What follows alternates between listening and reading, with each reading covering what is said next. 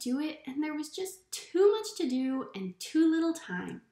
Or maybe you were doing a lesson and you just didn't know where it was headed or what the objective was exactly.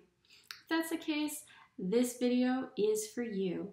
I'm going to talk to you about a simple 3-step system that's going to help make sure that all of your lessons are super focused and still super fun. We're going to be talking about the 3 P's today. You're going to pick, prioritize, and plus. So let's find out what that's all about. Your first P is going to be to pick what skills you want to focus on during your unit. Now, I recommend that your unit be at least 4 weeks long so that you can go in depth on it, and probably longer. Mine are usually about the length of my quarter, which is 9 weeks.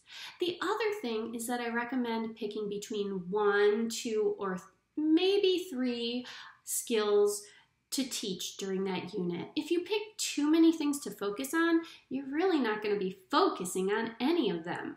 And your students will leave with a very broad general understanding, but not deep understanding that's going to stick. And that's why we pick around 1 to 2, maybe 3, depending on what you've got going on.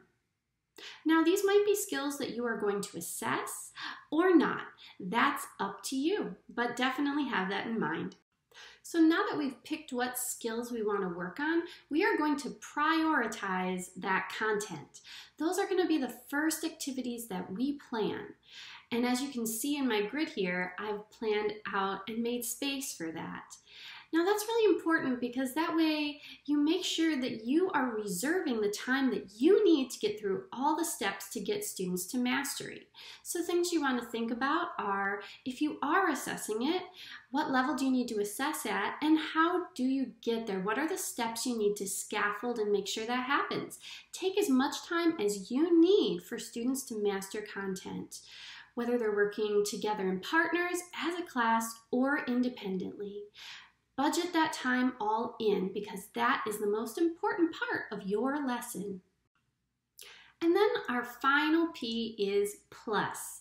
This is where we are adding in any extra content that we want to just to make our lesson extra fun. And let me be clear, your main content activities can and should be fun as well, but this is where you can add extra stuff that might not be directly related to your main content that you're teaching during the unit, such as seasonal activities, movement, playing instruments, things that are a priority to you that you might want to see if you've really represented well in your lessons. So you can see I've highlighted in my grid over here some of the things that are priorities to me, such as having my students play lots of instruments, that's highlighted in blue, and lots of movement, especially with my younger students, that's highlighted in green.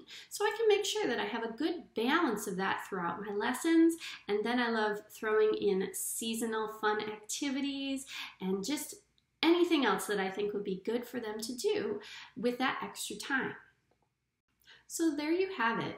Use these 3 simple steps and you will have awesome lesson plans that are super focused, always have an objective, and are still super fun. And don't forget to visit my blog for lots more ideas on things to do in your music class.